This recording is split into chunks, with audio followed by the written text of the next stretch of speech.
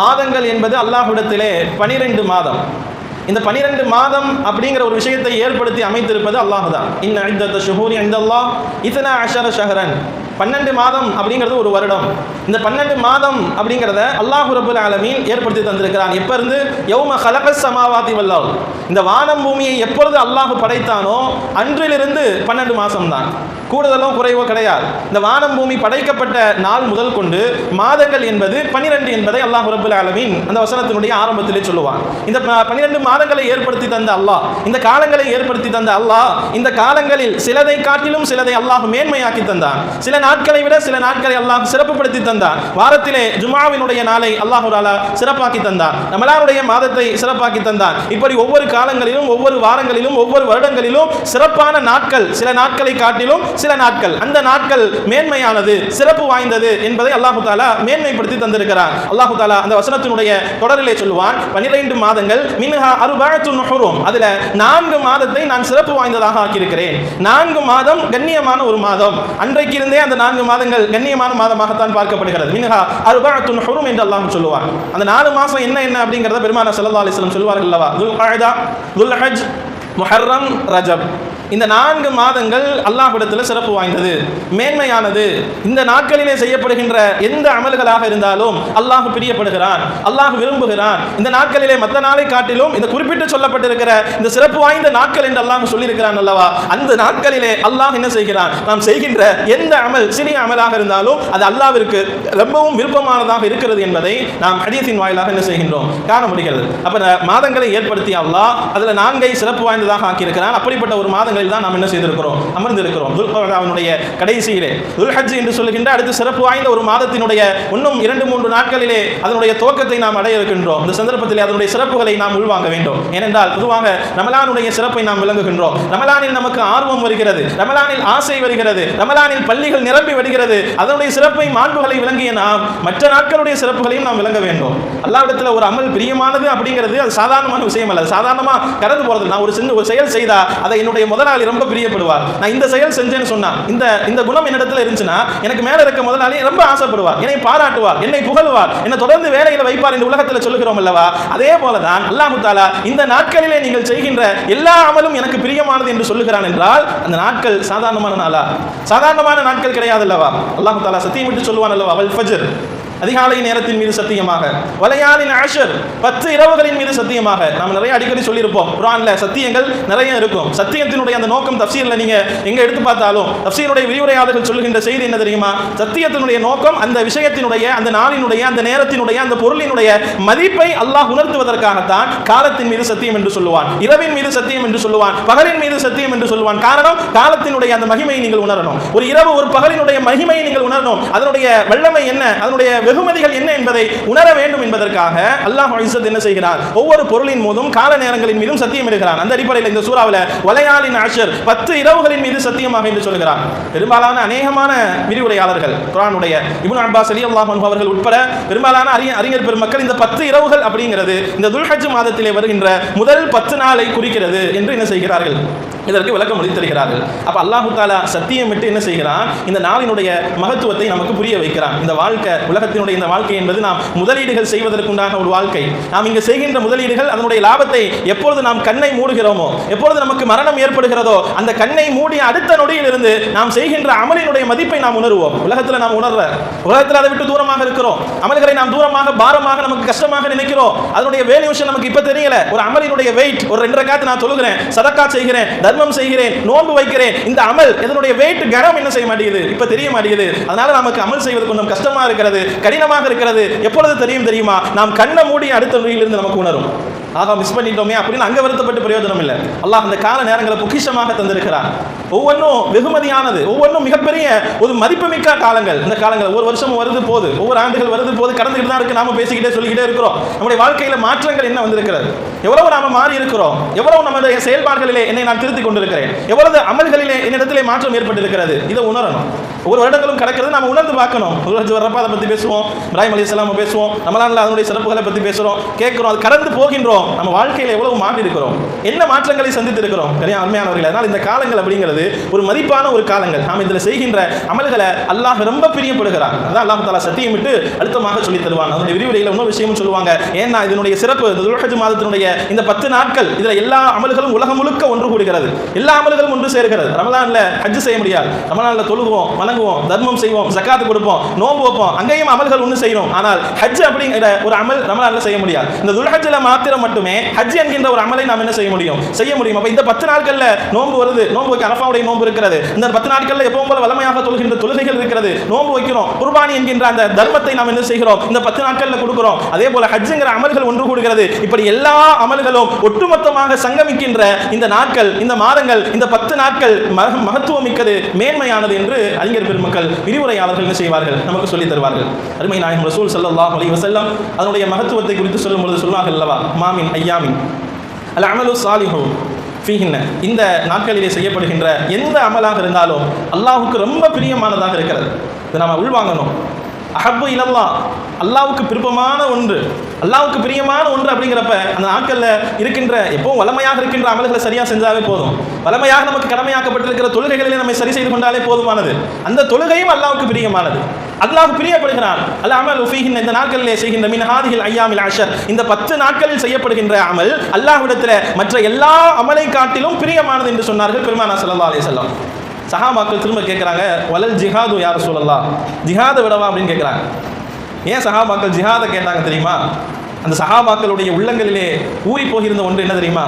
ஜிஹாதுக்காக வேண்டி தன்னை அர்ப்பணிக்கின்ற பண்பும் அதனுடைய நன்மைகளும் அவங்களுடைய உள்ளத்தில் ஊறி போயிருந்தது. ஜிஹாது நீங்கள் செய்தால் உலகத்தில் என்ன நன்மை, மறுமையில் என்ன நன்மை என்பதை சஹாபாக்களுடைய உள்ளங்களில் ஊறி போயிருந்தது. மிகப்பெரிய ஒரு அமலாக ஜிஹாதை அவர்கள் உள்வாங்கி இருந்தார்கள், அதற்காக வேண்டி ஆசைப்பட்டார்கள். நம்ம நிறைய உதாரணம் சொல்லலாம். ஒரே ஒரு உதாரணம் சொல்கிறேன். அனஸ் இப்னு நதர் ரலியல்லாஹு அன்ஹு என்கின்ற ஒரு சஹாபி, பத்ர் யுத்தத்தில் அவர்களுக்கு இடம் கிடைக்கவில்லை. பத்ரிலே கலந்து கொள்ள வேண்டும் என்ற ஆசை, அவருக்கு இடம் கிடைக்கவில்லை. பத்ர் முடிந்ததற்கு பின்னால் பெருமானார் ஸல்லல்லாஹு அலைஹி வஸல்லம் இடத்தில் வருகிறார்கள். வந்து யா ரசூலல்லாஹ், என்னை அடுத்து உஹதுடைய நேரம் நெருங்குகிறது, அந்த நேரத்தில் வந்து கேட்குறாங்க, யா ரசூலல்லாஹ், என்னை இந்த யுத்தத்திற்காக வேண்டி நீங்கள் என்ன செய்யுங்கள், அழைத்து செல்லுங்கள், இந்த உஹதுடைய போருக்காக வேண்டி என்னை அழைத்து செல்லுங்கள், நிச்சயமாக அல்லாஹ் நான் இதில் எப்படி செயல்படுவேன் என்பதை உங்களுக்கு அல்லாஹ் காட்டி தருவான் அப்படின்ட்டு அவங்கள்ட்ட இருந்த ஆசையை வெளிப்படுத்தினாங்க.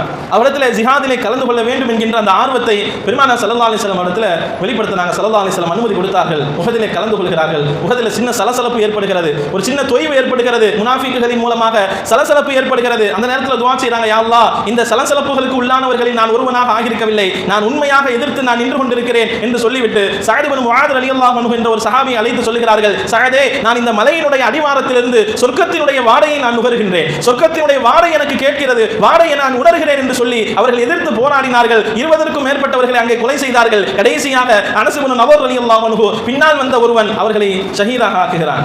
அங்கே ஷஹீதாக ஆகிறார்கள். பெருமானார் ஸல்லல்லாஹு அலைஹி வஸல்லம் மொத்தம்னா இருந்ததற்கு பின்னால் யார் யார் ஷஹீதா இருக்கா அப்படின்ட்டு பார்த்துட்டு வர சொல்றாங்க. அடையாளம் காணாதவர்களை அடையாளம் கண்டு வர சொல்லுகிறார்கள். அவருடைய உறவினர்களை வச்சு அடையாளம் காண்றாங்க. அதுல அனஸ் இப்னு நதர் ரலியல்லாஹு அன்ஹு உடம்பிலே 40க்கும் அதிகமான வெட்டுக்காயங்களோடு அவர்கள் கிடக்கிறார்கள், ஷஹீதாக இருக்கிறார்கள். அல்லாஹ் தஆலா இவர்களுக்கு இவருடைய வாக்குறுதியை நிறைவேற்றி விட்டான் என்று பெருமானார் ஸல்லல்லாஹு அலைஹி வஸல்லம் அவங்க என்ன செய்வாங்க, அந்த இடத்துல சொல்லி தருவார்கள். எதற்கு இதை சொல்லுகிறேன் என்றால், ஜிஹாதை சஹாபாக்கள் அவ்வளவு நேசித்தார்கள்.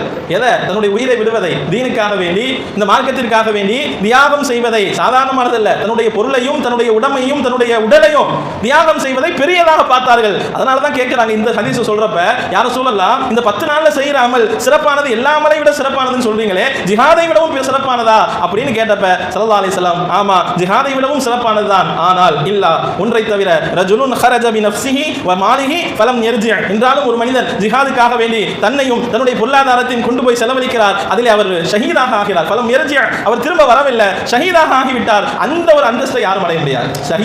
ஜிஹாதுல போய் கலந்துகிட்ட ஷஹீதானவுடைய அந்தஸ்துக்கு அமலுக்கு எதுவும் ஈடு கிடையாது. ஆனால் அதிலே கலந்து கொள்வதை விட இந்த நாட்களில் செய்யப்படுகின்ற அமல் அல்லாஹ்விடத்தில் பிரியமானதாக இருக்கிறது அப்படின்னு பெருமானார் ஸல்லல்லாஹு அலைஹி வஸல்லம் இந்த நாட்களுடைய சிறப்புகளை நமக்கு உணர்த்துகிறார்கள். உள்ளத்தில் வைங்க, இந்த 10 நாட்கள் துல்ஹஜ் ஆரம்பிக்க போகிறது. துல்ஹஜ்ஜினுடைய இந்த நாட்கள்ல நாம் செய்கின்ற அவ்வாறு அன்றாடம் செய்யக்கூடிய கடமைகள், ஃபர்லான கடமைகள் சரிபெய்யுங்க, சரிபடுத்துங்கள். நாம் என்ற காய் தொழுதாலும் அல்லாஹ் பிரியப்படுகிறான். அல்லாஹ்வுடைய பிரியம் இருக்குங்கிற ஒரு எண்ணத்தோடு நிறைவேற்றுங்கள். சும்மா ஏனோ தானோ தொழுகிறோம் போறோம் அப்படிங்கிறது கிடையாது. ஒவ்வொரு அமலுமே உணர்வு பூர்வமாக நிறைவேற்றப்பட வேண்டியது. ஒவ்வொரு அமலும் நம் உள்ளத்தோடு கனெக்ஷன் இருக்கணும். வெறுமனே உடல் மட்டும் செஞ்சா அதுல பிரயோஜனமே கிடையாது. அல்லாஹ் தஆலா உடலை பார்க்கறது இல்ல. நீங்க குளிச்சு குளிச்சு எந்திரிச்சீங்கன்னு சொன்னா உடலை அல்லாஹ் பார்ப்பது கிடையாது. உள்ளத்தை எந்த அளவுக்கு அந்த இபாதத்தோடு நாம் இணங்குகிறோம், உள்ளத்தால் எப்படி உள்ளமும் உடலும் ரெண்டும் ஒன்று சேர வேண்டும் ஒரு இபாதத்தில். தொழுகையாக இருந்தாலும், நோன்பாக இருந்தாலும், குர்பானியாக இருந்தாலும், எதுவாக இருந்தாலும் நம்முடைய உள்ளமும் உடலும் ஒன்று சேர வேண்டும். உள்ளத்தை எங்கிட்ட விட்டுட்டு உடல் மட்டும் வெறுமனே குனிஞ்சு எந்திரிக்கிறதுல என்ன கிடையாது, பிரயோஜனம் கிடையாது. ரெண்டும் ஒன்று சேர்ந்து தான் ஒரு அமல் அறியணும். அப்படி நாம தொழுகை நீங்க தொழுது பாருங்க. இந்த நாட்களிலே நோன்பு வைங்க. அரஃபாவுடைய நோன்பு இருக்கிறது, அதுக்கு தனி சிறப்பு. பிறை 9 என்று நாம் வைக்கின்ற அந்த நோன்பு, இது அல்லாம ஸல்லல்லாஹு அலைஹி வஸல்லம் துல்ஹஜ்ஜினுடைய இந்த 9 நாட்களும் நோன்பு வைத்திருக்கிறார்கள் என்பதை பெருமானார் ஸல்லல்லாஹு அலைஹி வஸல்லமுடைய மனைவிமார்களோடு அறிவிக்கின்ற ஹதீஸின் மூலமாக நாம் என்ன செய்கின்றோம், பார்க்க முடிகிறது அல்லவா. 9 நாளும் நோன்பு வச்சிருக்காங்க. 10வது நாள் பெருநாள், உலகத்தினுடைய பெருநாள் அன்னைக்கு நோன்பு வைக்கக்கூடாது, ஹராம். அப்போ 9 நாளும் பெருமானார் ஸல்லல்லாஹு அலைஹி வஸல்லம் நோன்பு வச்சிருக்காங்க. ஹஜ்ரத் ஹஃப்ஸா இப்னு உமர் ரலியல்லாஹு அன்ஹு சொல்வார்கள், பெருமானாருடைய மனைவி ஹஃப்ஸா ரலியல்லாஹு அன்ஹா அறிவிக்கிறாங்க, முஸ்னத் அஹ்மத் என்ற ஹதீஸ் கிதாபிலே பதிவு செய்யப்படுகிறது. 4 விஷயத்தை சொல்றாங்க ஸல்லல்லாஹு அலைஹி வஸல்லம் தொடர்ச்சியாக செய்து வந்தார்கள். அதுல ஒன்று சௌமு ஆஷுரா, ஆஷுரா நாளிலே வைக்கின்ற அந்த நோன்பு. ஆஷுரா நாளில் வைக்கிற நோன்பு ஸல்லல்லாஹு அலைஹி வஸல்லம் தொடர்படியாக செய்தார்கள். இரண்டாவது சொன்னாங்க, இந்த துல்ஹஜ் மாதத்தில் முதல் 9 நாட்கள் என்ன செஞ்சிருக்காங்க, ஸல்லல்லாஹு அலைஹி வஸல்லம் நோன்பு வைத்திருக்காங்க. நமக்கு வாய்ப்பு இருந்தா நோன்பு வைங்க, அது அல்லாஹ் பிரியப்படுகிறார். தொடர்ந்து ஹஃப்ஸா ரலியல்லாஹு அன்ஹா மூணாவது சொன்னாங்க, ஸலாஸத்து அய்யாமின் மின் குல்லி ஷஹர், ஒவ்வொரு மாசத்திலும் 3 நாட்கள், பிறை 13, 14, 15 அய்யாமுல் பீத் என்று சொல்கிறோம் அல்லவா, அந்த ஒவ்வொரு மாதம் வைக்கின்ற அந்த 3 நோன்பு. நான்காவது சொன்னார்கள், ரக்அத்தைனி கப்லல் ஃபஜ்ர், ஃபஜ்ருடைய தொழுகைக்கு முன்னால் நிறைவேற்றப்படுகின்ற 2 ரக்அத் சுன்னத். இந்த நாளையும் நான் ஸல்லல்லாஹு அலைஹி வஸல்லம் இடத்துல பார்த்தேன், பெருமானார் ஸல்லல்லாஹு அலைஹி வஸல்லம் வளமையாக செய்து வந்த ஒன்றாக இருந்தார்கள் என்று முஸ்னத் அஹ்மதுடைய ஹதீஸ் கிதாபிலே நாம் என்ன செய்கின்றோம், பார்க்க முடிகிறது. நோன்பு வைக்க வாய்ப்பு இருக்கிறா வைங்க, முடிஞ்சா வைங்க, உங்களுக்கு முடிகிறத வாய்ப்பு இருக்க வைங்க. அல்லாஹ் பிரியப்படுகிறார். நம்ம ஒரு நோன்பு வைக்கிறோம், அல்லாஹ் பிரியப்படுகிறார். பகல் நாட்கள் மகத்துவமானது, எப்படி ரமலானுடைய இரவுகள் சிறப்பானதோ, ரமலானுடைய கடைசி 10 சிறப்பானதோ, ரமலானுடைய கடைசி 10 இரவுகள் மகத்துவமானதோ, மேன்மையானதோ, அதே போல மேன்மைதான் இதற்கும் உண்டு. நாம் இந்த 10 நாள்ல செய்யற அமலும் அல்லாஹ் பிரியப்படுகிறார், அல்லாஹ் நேசிக்கிறான். இதை விட வேற என்ன வேண்டும்? அந்த ஒரு காரணத்தை உணர்ந்து நாம் அமல் செய்யணும். அல்லாஹ் பிரியப்படுறான், அல்லாஹ் நேசம் செய்யறான். நான் 2 ரக்காத் தொழுவதன் மூலமாக அல்லாஹ்வுடைய அந்த பிரியத்திற்கு ஆளாகிறேன். நம்முடைய எல்லா அமலுடைய நோக்கம் அதுதானே, அல்லாஹ்வுடைய பொருத்தமும் பிரியமும் நமக்கு கிடைக்கணும். அதுக்கு தானே தொழுகை, அதுக்கு தானே நோன்பு, அதுக்கு தானே தர்மங்கள். எல்லாத்துக்கும் சாராம்சமாக இருப்பது என்ன, அல்லாஹ்வுடைய பிரியம். அப்ப முடிஞ்சவங்க நோன்பு வைங்க. அதே மாதிரி அதிகமாக துஆ செய்யுங்க. இந்த ஹஜ்ஜினுடைய அந்த காலங்கள் ஹாஜிகள் செய்கின்ற அமலும் அதிகமாக துஆ தான். அங்க போய் ஹாஜிகளுடைய அமல்கள் பெருசா ஒன்றும் இருக்காது. மினாவுல தங்குறது, துஆ செய்யறது, முஸ்தலிஃபால தங்குறது, துஆ செய்யறது, அரஃபாவுல தங்குறது, துஆ செய்யறது, ஷைத்தானுக்கு கல்லெறிவது, துஆ செய்யறது, தவாப் செய்வது, துஆ செய்வது, சை செய்வது, துஆ செய்யறது. துஆவே தான் இந்த ஹஜ்ஜினுடைய ஒட்டுமொத்த அமலுக்கும் உள்ளாக இருக்கிறது. இந்த 10 நாட்கள்ல அதிகமாக துஆ செய்யுங்க. திலாவத்துல் குர்ஆன் ஓதுங்க. அல்லாஹ் குர்ஆன்ல சொல்றான், வذ்குருல்லாஹ ஃபீ அய்யாமின் மஅதூதாத், குறிப்பிடப்பட்ட நாட்களிலே அல்லாஹ்வை அதிகமாக நினைவு கூறுங்கள் என்று சொல்லுகிறானே. குறிப்பிடப்பட்ட நாட்கள் என்பதற்கும் இந்த 10 நாட்கள் அதிலே அடங்கும் என்று முஃபஸ்ஸிரீன்கள் என்ன செய்வாங்க, விளக்கம் எழுதி தருவார்கள். அப்ப குர்ஆன் திலாவத் பண்ணுங்க, குர்ஆனை ஓதுங்கள், திக்ருகள் செய்யுங்க. இல்ல உங்களுக்கு தெரிஞ்சதுக்கு லா இலாஹ இல்லல்லாஹ் இருக்கலாம், அல்லாஹு அக்பர், சுப்ஹானல்லாஹ், எந்த திக்ராக இருந்தாலும் முடிந்த அளவுக்கு செய்யுங்க. ஏன்னா அந்த திக்ரை அல்லாஹ் பிரியப்படுகிறார், அந்த தஸ்பீகை அல்லாஹ் பிரியப்படுகிறார். அப்படி குர்ஆன் ஓதுறத இந்த நாட்கள்ல ஓதுறத அல்லாஹ் ரொம்ப, எப்பவுமே அல்லாஹ் பிரியப்படுறான். ஆனா இந்த நாட்கள்ல ரொம்ப அதிகமாக ஒரு நெருக்கம் நமக்கு என்ன செய்கிறது, கிடைக்கிறது. அப்ப குர்ஆன் ஓதுங்க, துஆ செய்யுங்க, திக்ர், தக்பீராத்துகள், அல்லாஹ் அக்பர், அல்லாஹ் அப்படிங்கிற தக்பீராத்துகள். எப்படி ஹாஜிகளுக்கு அங்க தல்பியா அவசியமாக இருக்கிறதோ, ஹாஜிகள் அவங்களுடைய வாயிலிருந்து சொல்லிக்கிட்டே இருக்க வேண்டிய வார்த்தை என்ன, லப்பைக் அல்லாஹும்ம லப்பைக் என்ற தல்பியாவை அவர்கள் சொல்லிக் கொண்டே இருப்பார்கள், மொழிந்து கொண்டே இருப்பார்கள். நமக்கு அல்லாஹ் வைத்திருப்பது, ஸல்லல்லாஹு அலைஹி வஸல்லம் வைத்திருப்பது தக்பீராத்துகளை சொல்லிக் கொண்டே இருங்க. அல்லாஹ்வை பெருமைப்படுத்துகின்ற வார்த்தை அல்லாஹு அக்பர், அல்லாஹு அக்பர், அல்லாஹ் பெரியவன் என்று சொல்லுகின்ற அந்த தக்பீர் இருக்கிறது அல்லவா, அந்த தக்பீரை நீங்கள் என்ன செய்யுங்கள், அதிகமாக சொல்லிக் கொண்டே வாங்க. சஹாபாக்குடைய பழக்கத்தில் இருந்ததெல்லாம் ஒன்று. அந்த துல்ஹஜ் அந்த மாதம்லாம் வந்துட்டா அவங்களுக்குள்ள தக்பீர்கள் இயற்கையாக சத்தமா சொல்ல ஆரம்பிச்சிருவாங்க. சாதாரணமா பள்ளிவாசல்ல ஓதிட்டு இருப்பாங்க, பள்ளிவாசல்ல தக்பீர் சொல்லுவாங்க. இப்னு உமர் ரலியல்லாஹு அன்ஹு, அபூ ஹுரைரா ரலியல்லாஹு அன்ஹு போன்ற சஹாபாக்களுடைய வரலாற்றுல எழுதுறாங்க, கடைவீதிகளுக்கு போனா அங்க சத்தமாக தக்பீர் சொல்ல ஆரம்பிப்பாங்க. எல்லாரும் அதை பார்ப்பார்கள். தக்பீர் சொல்றப்ப டக்குன்னு அவருக்கு ஒரு இறை சிந்தனை உள்ளத்துல, அல்லாஹு அக்பர் அப்படின்னு சொல்லும் பொழுது என்ன செய்யும், ஒரு இறைவன் மீது உண்டான ஒரு பயம், ஒரு சிந்தனை என்ன செய்கிறது, அங்க ஏற்படுகிறது அல்லவா. அப்ப அந்த தக்பீராத்துகளை இந்த நாட்களில் என்ன செய்யுங்க, அதிகமாக ஓதுவார்கள். இந்த மாதிரி நாம் அன்றாட செய்கின்ற அந்த வளமையான அமல்களையே நாம் என்ன செய்யணும், சரியான முறையில் நம்ம செய்தாலே இந்த நாட்களில் அல்லாஹ்வுடைய பிரியத்தை நாம் அடைய முடியும். அருமையாளர்களே, அடுத்து ஒரு முக்கியமான ஒரு அமல் தான் குர்பானி அப்படிங்கிற ஒரு விஷயம். இந்த 10 நாட்களில் நாம் அந்த குர்பானி அப்படிங்கிற ஒரு அமலையும் நிறைவேற்ற போகிறோம். பெருமானார் ஸல்லல்லாஹு அலைஹி வஸல்லம் சொன்னாங்க, இதா ரஅய்துமுல் ஹிலால தில் ஹிஜ்ஜா, யார் உங்களிலே துல்ஹஜ் மாதத்தினுடைய பிறையை பார்த்து விட்டாரோ, வராத அஹதுக்கும் அன் துலஹா, உங்களிலே யார் உல்ஹியா கொடுப்பதற்காக வேண்டி நியத்து வைத்து அவர் துல்ஹஜ்ஜினுடைய பிறையை பார்த்து விட்டால், ஃபல் யும்சிஸ் அன் ஷஅரிஹி வ லிஃபாரிஹி, அவருடைய முடியையும் அவருடைய நகத்தையும் அவர் களைய வேண்டாம், அவர் வெட்ட வேண்டாம் என்று பெருமானார் ஸல்லல்லாஹு அலைஹி வஸல்லம் அவங்க நமக்கு சொல்லி தந்திருக்கிறாங்க. யாருக்கு, யார் குர்பானி கொடுப்பதற்கு என்ன வைத்திருக்கிறார்களோ, யார் குர்பானியை நிறைவேற்ற போகிறேன் அப்படிங்கிற அதற்காக வேண்டி தன்னை தயார்படுத்திக் கொண்டிருக்கிறாரோ, ஆயத்தமாக ஆகியிருக்கிறாரோ, அவர் துல்ஹஜ்ஜினுடைய பிறை 1 அநேகமாக திங்கள் அல்லது செவ்வாய்க்கிழமைகளில் சக்குடை நாள் வந்து ஞாயிற்றுக்கிழமை மகரிபுக்கு பின்னால் 29 முடியுது. அதனால் அதுக்கு முன்னாலே நாம் என்ன செய்வது, தங்களை தயார் செய்து வைத்துக் கொள்வது அந்த குர்பானி செய்பவர்களுக்கு உண்டான பெருமானார் ஸல்லல்லாஹு அலைஹி வஸல்லம் அவர்களுடைய ஒரு வழிகாட்டுதலாக இருக்கிறது. நகமுடிகளை கலையாமல் இருப்பவர், குர்பானி கொடுப்பவர்கள் என்ன செய்யணும், இந்த விஷயத்தில் கொஞ்சம் கவனத்தை எடுத்துக்கொள்ளுங்க. அதே மாதிரி குர்பானி அப்படிங்கிற அந்த அமல் அல்லாஹ் கட்டளை இருக்கிறான் பெருமானார் ஸல்லல்லாஹு அலைஹி வஸல்லம், இன்னா அஅதைனாக்கல் கௌஸர் ஃபஸல்லி லிரப்பிக வன்ஹர், நபியே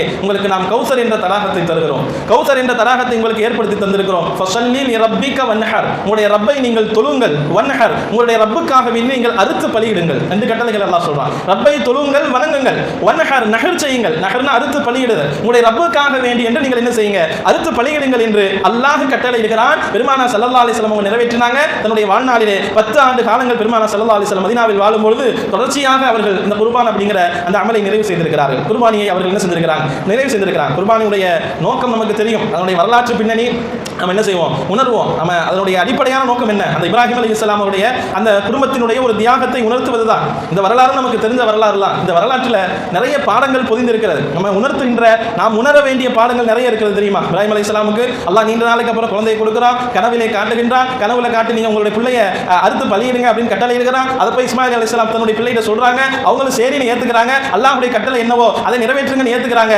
அறுப்பதற்காக வேண்டி தயாரானார்கள், ஆயத்தமானார்கள். யாரை, தான் பெற்றெடுத்த ஆசையாக நீண்ட காலமாக துஆ செய்து அல்லாஹ்விடத்திலே கேட்டு கேட்டு பெற்றெடுத்த தன்னுடைய பிள்ளையை அல்லாஹ்வுடைய ஒரே ஒரு உத்தரவுக்காக வேண்டி அனைத்தையும் தூக்கி எறிந்துவிட்டு அறுப்பதற்காக வேண்டி முன்வைத்தார்கள். அல்லாஹ் அதற்கு பகரமாக ஆட்டை அல்லாஹ் தஆலா தொடர்ந்து தந்தான் என்பதுதான் குர்பானியுடைய பின்னணி. இது நமக்கு உணர்த்துகின்ற செய்தி. இந்த வரலாறு எல்லாத்துக்குமே தெரியும், எல்லாருக்கும் வரலாறு தெரியும். நம்ம என்ன உணர்றோம், இதுல என்ன உணர்றோம், நாம நம்முடைய மனம் விருப்பத்திற்கு முன்னால் இறைவனுடைய கட்டளை ரெண்டும் எது முன் வருதோ அதுல இறைவனுடைய கட்டளை தான் நம்ம முற்படுத்தணும். நல்லா ஞாபகம் வச்சுக்கோங்க. இந்த ஒரு உணர்வை நாம் பெற்றால் போதும் குர்பானியின் மூலமாக. குர்பானியினுடைய நோக்கம் என்ன, இதுதான். நம்ம உணரணும், என்ன உணரணும், நான் என்னுடைய மனம் இந்த உலகத்தில் வாழ்றோம், தீமையை செய்வதற்கு ஆசைப்படுகிறது, ஹராமானதை செய்ய ஆசைப்படுது, ஆனால் அல்லாஹ் அங்கு தடுக்கிறான், இதை செய்யாத அப்படிங்கிறான், இது கூடாது அப்படிங்கிறான். இந்த ரெண்டில எதை நீங்கள் முற்படுத்த வேண்டும், இறை கட்டளையை தான் முற்படுத்த வேண்டும். இது நமக்கு உண்டான பாடம். அவங்க அவ்வளவு பெரிய தன்னுடைய மகனை பெற்றெடுத்ததற்கு அல்லாஹ்வுடைய கட்டளை சொன்னோனே அறுக்க போனாங்களா இல்லையா?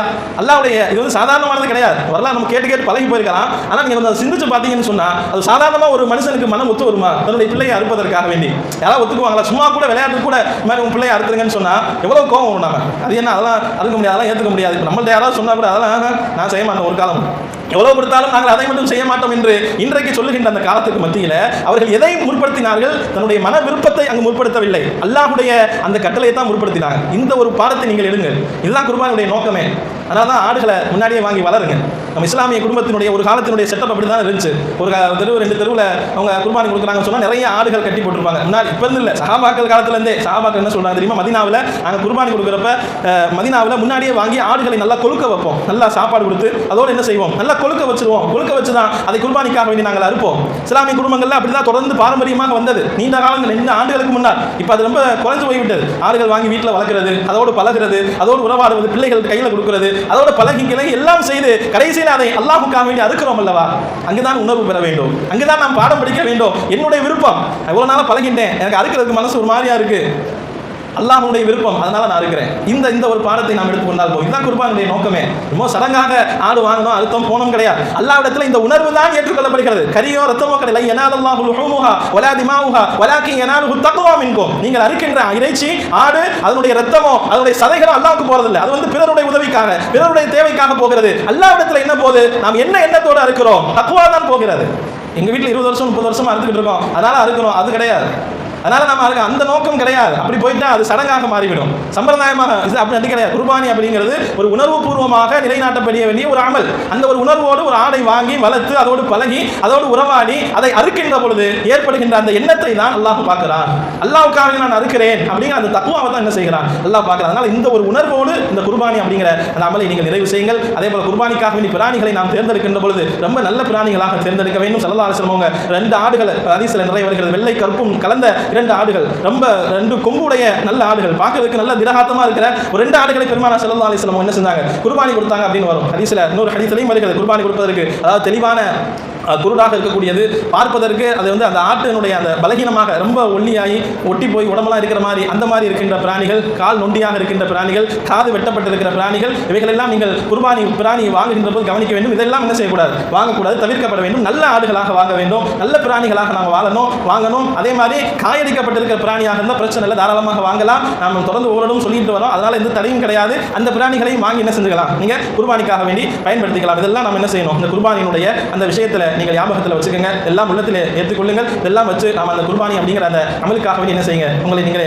தயார் செய்து கொள்ளுங்கள். ஒரு உணர்வோடு இந்த குர்பானி அப்படிங்கிற அந்த அமலை நிறைவேற்றுவதற்கு நாம் என்ன செய்யணும், தயாராகணும். ஒரு உணர்வு பூர்வமான ஒரு அமல் தான் குர்பானி அப்படிங்கிறது. சடங்கு அல்ல, சம்பிரதாயம் அல்ல, ஒரு உணர்வு நமக்கும் ரப்புக்கும் மத்தியில். அதனால இந்த வருகின்ற இந்த காலங்கள் துல்ஹஜ் நாளுடைய முதல் நாட்கள்ல இருந்து அந்த அதனுடைய அமல்கள் நம்ம சரி செஞ்சுக்கங்க. வீணாக்கிறாங்க. தொழுகையை சரியான முறையில் தொழுவது, குர்ஆன் நம்மளால் முடிஞ்ச அளவு கொஞ்சம் ஓதுவது, திக்ர்கள் செய்வது போன்ற அமல்களின் மூலமாக நீங்க என்ன செய்யுங்க, அந்த நாட்களை சங்கைப்படுத்துங்கள். குர்பானி அப்படிங்கிற அமலுக்கும் ஒரு ஆசையோடு நாம என்ன செய்யணும், நம்ம அதுக்காக வேண்டி தயாராகணும். ஒரு அமல்கள் விஷயத்துல நம்ம கஞ்சத்தனத்தையோ பார்க்கக்கூடாது. தாராளமான முறையில் அல்லாஹ் கொடுத்திருக்கிறானா, வசதிகளை தந்திருக்கிறானா, நல்ல முறையில் வாங்கி நல்ல முறையில் ஒரு திருப்தியான ஒரு உணர்வோடு இந்த குர்பானி அப்படிங்கிற அந்த கடமையை நிறைவேற்றுவதற்கு தயாராகுங்கள். எல்லாம் அல்லாஹ் ரப்பல் ஆலமீன் அதுக்கு நல்ல ஒரு புரிவானாக.